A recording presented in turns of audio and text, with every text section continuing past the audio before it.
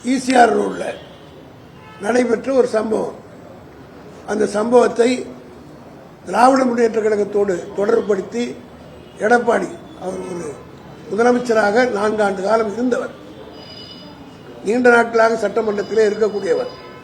அப்படிப்பட்ட ஒருவர் எவ்வளவு பொறுப்புணர்ச்சியோடு பேச வேண்டும் என்பதை மறந்துவிட்டு, மனசாட்சி அடகு வைத்துவிட்டு பொய் சொல்ல வேண்டும் என்பதற்காகவே திராவிட முன்னேற்ற கழகத்துடைய கொடி போட்ட கார் திமுக கொடி போட்டுக் கொண்டு போனால் அது லைசன்ஸா குற்றம் செய்வதற்கென்று கீழ்த்தரமாக பேசியிருக்கிறார். இன்றைக்கு வெட்ட வெளிச்சமாக கூட்டு வெளியே வந்துவிட்டது. அந்த சம்பவத்தில் கைது செய்யப்பட்டிருக்கிறார்கள் ஒரு 4-5 பேர். இப்பொழுது கூட காவல்துறையினுடைய துணை கமிஷனர் உங்களை எல்லாம் சந்தித்து பேட்டி அளித்திருக்கிறார். அந்த சம்பவத்தில் கைது செய்யப்பட்ட மெயின் அக்யூஸ்ட் சந்துரு அதிமுகவை சார்ந்தவர். அதிமுகவினுடைய அவருடைய கார் பறிமுதல் செய்யப்பட்டிருக்கிறது.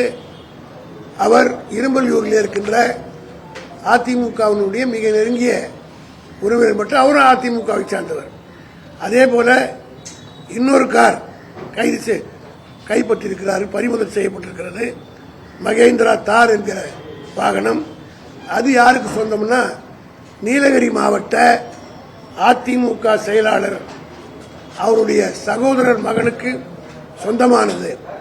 அந்த காரை பயன்படுத்தியவர்கள் மொத்த பேரும் அவருடைய உறவினர்கள் அதிமுகவை சார்ந்தவர்கள். ஆக அதிமுகவை சார்ந்தவர்கள் செய்கிற ஒவ்வொரு குற்றத்தையும் திமுக மீது எடப்பாடி பழனிசாமி போட்டுக் கொண்டிருக்கிறார்.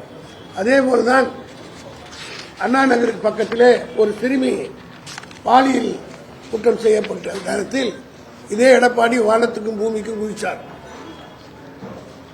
திமுக ஆட்சியில் பெண்களுக்கு பாதுகாப்பு இல்லை என்று.